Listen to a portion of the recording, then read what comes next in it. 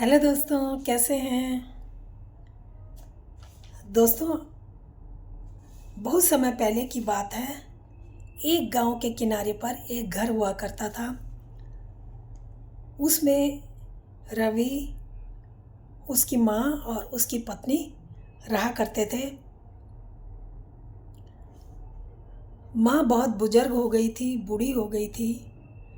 वो कांपते हाथों से, कांपते शरीर से घर का काम किया करती थी, लेकिन उसकी कदर करने वाला फिर भी कोई नहीं था। माँ कभी अपने बेटे रवि को कहती कि बेटा मेरी इस काम में, किसी काम में मदद मांगती, तो वो माँ को कह देता, माँ अब तुम आराम करो, हम अपने आप काम देख लेंगे। उसकी बात, माँ की बात वो कभी नहीं सुनता। उसकी पत्नी को जब उसकी माँ कहती तो वो कहती कि घर का काम हमारा काम है देखने का, तुम आराम से बैठो, आराम करो। माँ कहती कि नहीं बेटा, तुम मेरी अहमियत नहीं समझते हो, देखना एक दिन तुम मेरी अहमियत को समझोगे।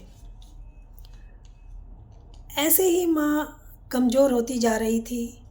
माँ का शरीर बहुत कमज़ोर होते जा रहा था, लेकिन उन्होंने माँ की तरफ कभी ध्यान नहीं दिया। एक दिन माँ कहती है, बेटा रवि, मेरी तबीयत ठीक नहीं है, लगता है मेरे दिन पूरे हो गए हैं और अब मैं जाने वाली हूँ, लेकिन तुम आपस में प्यार से रहना, एक दूसरे की कदर करना। मेरी अहमियत तुमने कभी समझी नहीं, लेकिन आपस में तुम प्यार प्रेम से रहा करना। वो कहता है, माँ तुम कहीं जाने वाली नहीं हो, तुम ऐसे ही बोल रही हो।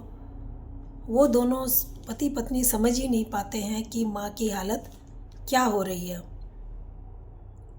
अब एक दिन वो सो जाते हैं, तो सुबह जब उठते हैं तो बहू उठाने जाती है तो देखती है कि बुढ़िया उठ नहीं रही है, वो सोई पड़ी है।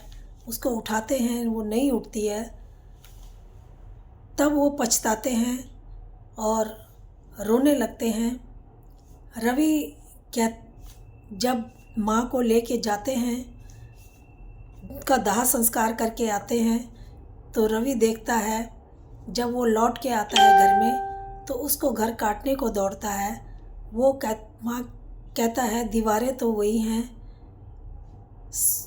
फर्नीचर भी वही है, लेकिन सब सूना सूना लग रहा है, घर चारों तरफ से काटने को दौड़ रहा है।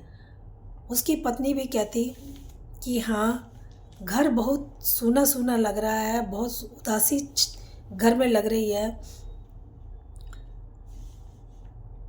रवि को अपनी माँ के कहे शब्द याद आ रहे थे कि बेटा, माँ घर की रौनक होती है, जब वो नहीं रहेगी, जब मैं नहीं रहूँगी तो घर तुम्हें काटने को दौड़ेगा, तुम्हें ये घर एक ढांचा सा रह जाएगा, ये घर घर नहीं रहेगा। तब तुम्हें मेरी याद बहुत आएगी। वही बातें उसको याद आ रही थी। दुनिया में माँ का होना एक बहुत बड़ी बात होती है, क्योंकि माँ ही है जो घर को संभालती है, घर को खुशियाँ देती है, प्यार देती है। माँ निस्वार्थ भाव से अपने बच्चों को सेवा करती है। वो कभी नहीं चाहती कि मेरे बच्चे अनाथ हों और मेरे बच्चों को कोई दुख तकलीफ़ हो। तो दोस्तों, माँ घर की नींव होती है और जो हर समय घर का ध्यान रखती है। इसलिए माँ का आदर करना चाहिए और माँ का सम्मान करना चाहिए। वो ही है जो हमारी अहमियत को समझ सकती है। माँ की अहमियत का बाद में, उनके जाने के बाद ही पता चलता है। तो दोस्तों, ये कहानी कैसी लगी?